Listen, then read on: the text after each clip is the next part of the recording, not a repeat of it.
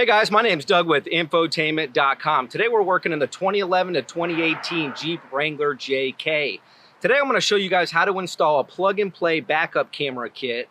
It integrates with your factory radio. If you don't have a factory touchscreen radio, we do carry several different versions if you check out our website. But this particular model will integrate with our factory radio. At the very end of the installation, we're going to run the programmer by OBD Genie into the OBD2 port to enable the feature on the vehicle's computer just like it would from the factory. So installation is very easy. I'm going to demonstrate how to do that now. So let's get started. Our backup camera kit is unique in the sense that it works not only with the factory rear wheel, but it also works with the aftermarket rear wheels too, with the adjustable mount. So this mounts right behind the spare tire, and then it pokes in through the factory spoke. Again, if you have an aftermarket wheel, you can use our adjustable extension, and it allows you to pivot so it sticks out in the appropriate location. But here's our backup camera kit. Again, it mounts right behind the spare tire. Then we have our loom, which plugs into our camera, and then it routes up to the radio. This is our RCA input for the radio. This is our OBD Genie programmer. This is what's going to program the vehicle's BCM to allow the backup camera image to display on the radio screen. Furthermore, as opposed to using the Easy DC, we're also going to include two posi tabs. These are great little handy ways to tap into the wires at the back of the vehicle, and I'll demonstrate how that works here in a minute, but we will include two of these as well. All right, we went ahead and took off our spare tire. So our mount's actually just going to go right behind it. We're going to go ahead and just put in our lug nuts just to hold it in place, keep it from falling off. Now it's very important that you do not stick this through this center hole. This is always going to go back here. So just feed it down here and then out to the side, and I'll explain what to do next. Now we're going to go ahead and remove this cover here. So just get at from the bottom. Just has retaining clips at the bottom and then little lips at the top. So just pull that off. And now what we're going to do is we're going to take this part of our loom and we're going to put it down here, meanwhile grabbing it on the other side. All right, so as you can see, we kind of just fed it into the tailgate or the back trunk lid, and we just came out through one of these holes here. You just kind of have to get back in there and grab it. Once you do that, you can conjoin these two together. There's two arrows pointing at each other, so let's make sure that's nice and tight. Then you're actually going to come back from this side, tuck it into the back door here, and then it's going to come out like this. Now what I typically do is I usually put a little bit of electrical tape around here, and then I'll zip tie it along the wiring here. This will help it from just kind of coming undone when you're opening and closing the door all the time. But now we can just zip tie along here. We're going to feed in these wires up to this point over here.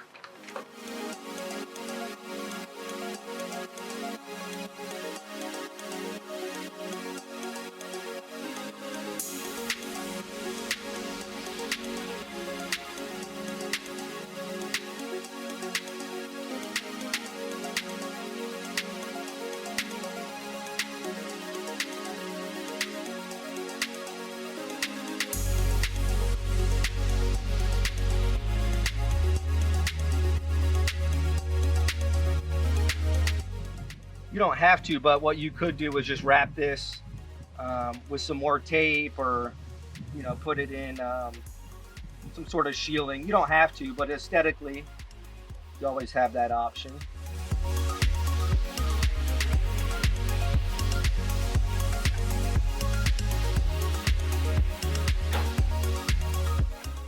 All right, now we're gonna stick the wiring back behind here. This actually just kind of pops out. So if you want, just kind of get a hold of it. Doesn't need to be anything complicated, just held in with clips. We'll use a little bit more tape at this point down here.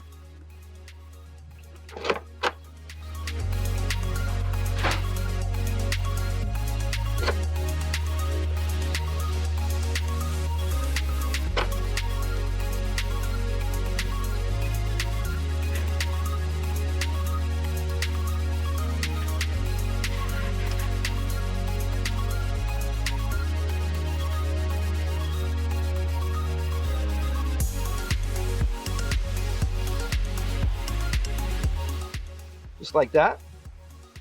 Then we're going to feed our wires back behind this little panel. And if the camera can see it, what we're getting to is right up in here. These 4 wires here that go into this grommet are the wires for the reverse tail lamp and the brake lamp and the turn signal. So what we have here are 4 wires.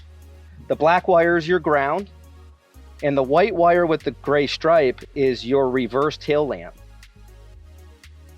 So with a lot of cameras, installers will just connect into ground and the reverse tail lamp wire, which will be hot when the vehicle's in reverse. So in this particular video, what we're gonna do, our supplier changed up our loom going from the camera to the radio just a few months ago. So this is an updated video. We're actually gonna use our posi taps. We're gonna tap into these 2 wires. So our red will go to the white with gray stripe, and our black will go to black. So I'll show you how to do that now. All right, now to install the posi taps on the loom here, I'm gonna have Sammy demonstrate. I'm gonna hold the wire and he's gonna demonstrate how to put them on. All right. So the first thing you wanna do is you wanna put this cap in, the open side, into the wire you choose to connect the posi tap to. Get that side. And then next thing you're gonna do is make sure that this tip of the wire is making contact with that piece of aluminum in there. And then all you do is twist. Make sure you twist the contact and not the little cap, so you don't twist the wire.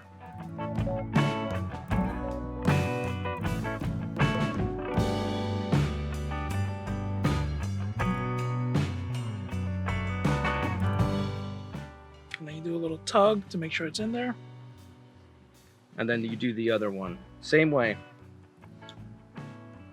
Now, for those of you who are actual installers, some of you prefer to use T-taps. Some of you actually like to splice and solder. Those are obviously other great methods as well. We kind of try to tailor these kits to the beginners. So we found that these little posi taps work actually very well. If you want more information on posi taps, sometimes if you look on YouTube, there's some great demonstration videos as well. But basically, these are pretty neat for those of you who haven't seen it. So basically, all you're gonna do now is you're gonna take the gray portion. So in this case, we're gonna connect the red wire to the white wire with gray stripes. So basically, if the camera can see, we're just gonna do that. And then it's just a matter of twisting our red wire onto the cap until it's nice and tight, like this. So that gives us a perfect way to tap into that wire without having to cut and splice. It's, if you notice on the inside of the posi tap itself, it's got a little point. So it's just getting into the wire itself and goes through the shielding. It gets to the wire.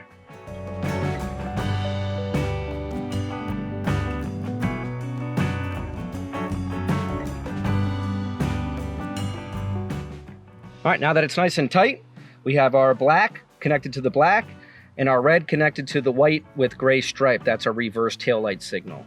So at this point, what we can do is we can kind of just bring the excess slack, use some electrical tape, and make it nice and pretty.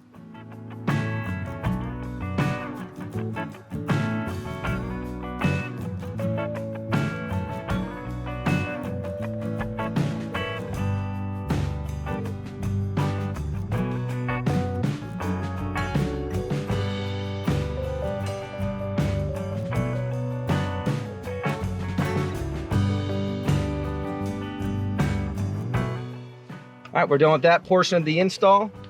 So we'll go ahead and put this back. We do have another installation video which doesn't show this procedure. I had mentioned earlier that our supplier did change the loom.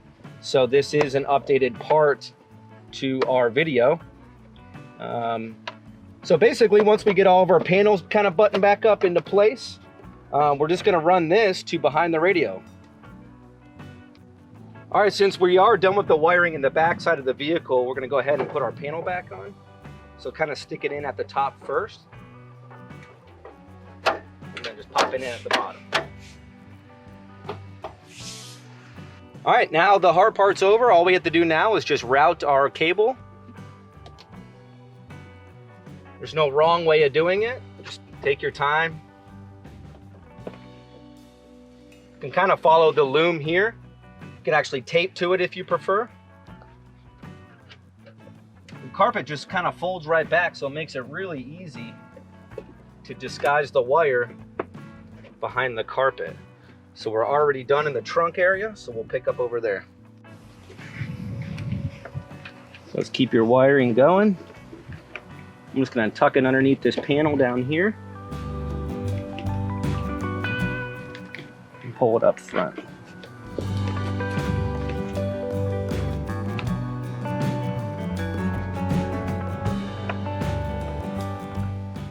You don't even have to take these trim panels off. You just kind of just tuck it under.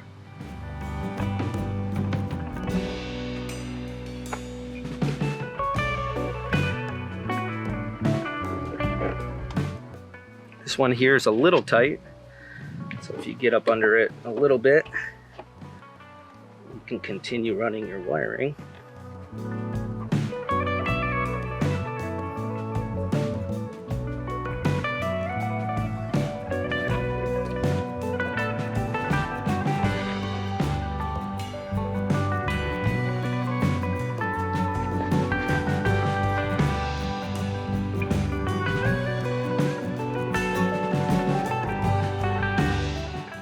All right, now that we have it up kind of right here in the passenger side footwell, we're gonna feed it up to behind the radio. So we're gonna go ahead and take apart the dash, and that way we can access the radio.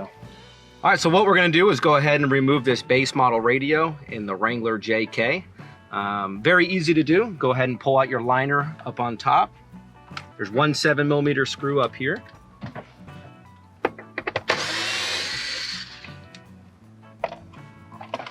Come over here to your knee bolster and pull down on the panel, just held in with retaining clips. Once you do that, just kind of set it out of the way. There's one 7mm screw here and one over here at the top. So we're gonna go ahead and pull those two out.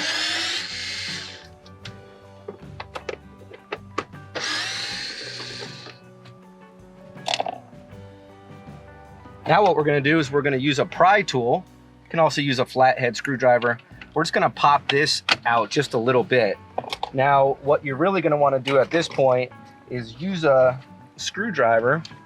You notice if the camera can get in here, there's a little red clip right here.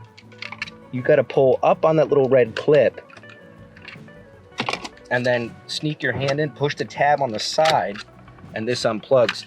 I can give you kind of a better look here. So this clip is down. You get to lift up on the clip and press this part of the connector here to remove the window switch.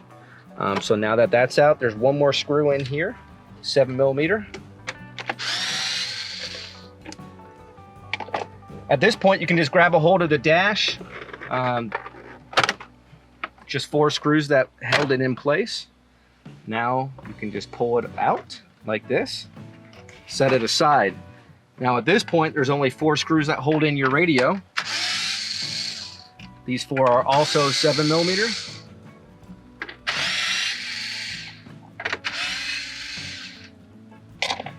Go ahead and slide it out of place, and then just disconnect the 2 connectors in the back. One is your main radio plug, and one is your AM/FM antenna. The vehicles that have factory installed Bluetooth Uconnect, you'll see another plug, smaller plug. And then those of you who have factory installed satellite radio will notice a curry colored FACRA plug behind your radio. All right, now that we removed the radio, we can go ahead and just, what I did is I just wrapped the loom kind of up behind these little nuts up here that hold the carpet in. Nothing fancy, just get it behind the carpet. And now what I'm going to do is I'm going to feed it upwards to behind the radio cavity. All right, now that we have our loom run right here, we're going to go ahead and just remove the glove box. So just pull down the latch, push the sides in. Comes out real easily. Now what we can do is we could take our wiring and feed it up behind, like so. You could feed it up behind the vent here. And then we could bring it up over here. And now we're ready to plug this into the radio interface. All right, now the excess wire behind the glove box, I'm just gonna kind of coil it up just so it's not all messy behind there.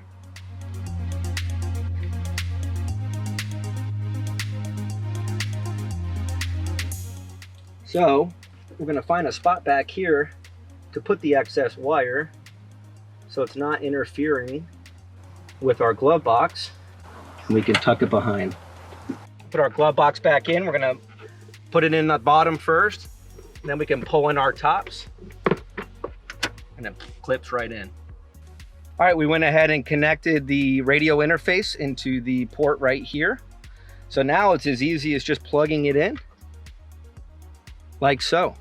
I do like to use a little bit of electrical tape here as well, just to make sure that this doesn't come out when maybe you're off-roading.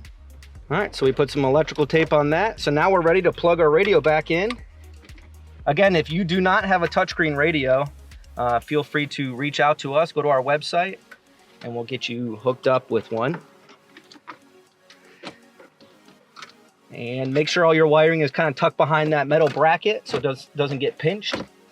Then slide this into place and go ahead and install your 4 screws for your radio and your 4 screws for your dash panel.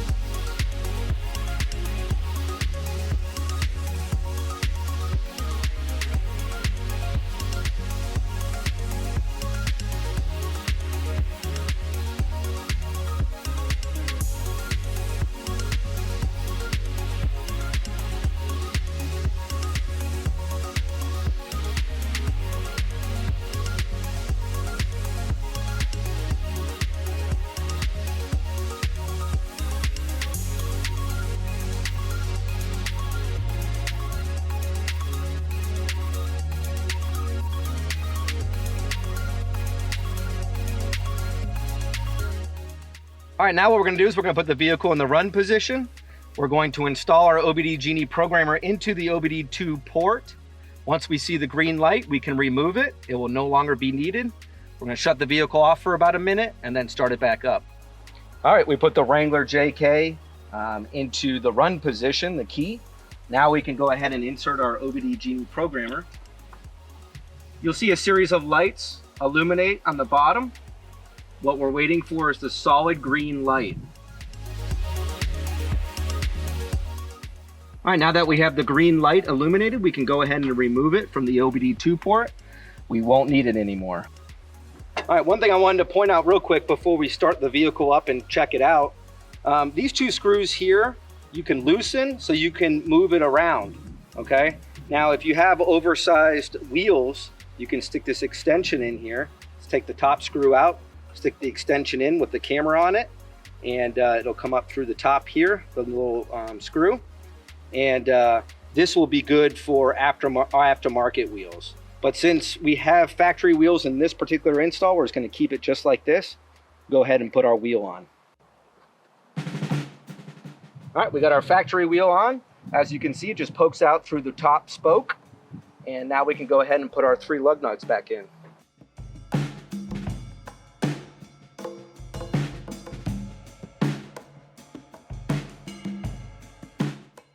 All right, we're ready to go. Let's check it out. All right, we'll go ahead and put the key in and start it up.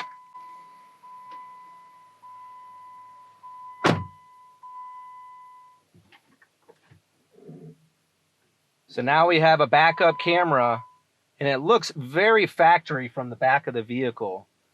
Works very well, gives you the guidelines there. You can pull in right where you need to go. Just an awesome high quality camera. Great safety feature. You know, you're not worried about stuff behind you. You're not looking through your rear view mirror. You know, the spare tire's there in the back of the window, so it's hard to even see it there. But this just makes backing up so much easier and safer. So we carry so many upgrades like this for the Jeep and all the domestic vehicles at Infotainment.com. So come check us out, guys. Thanks for watching.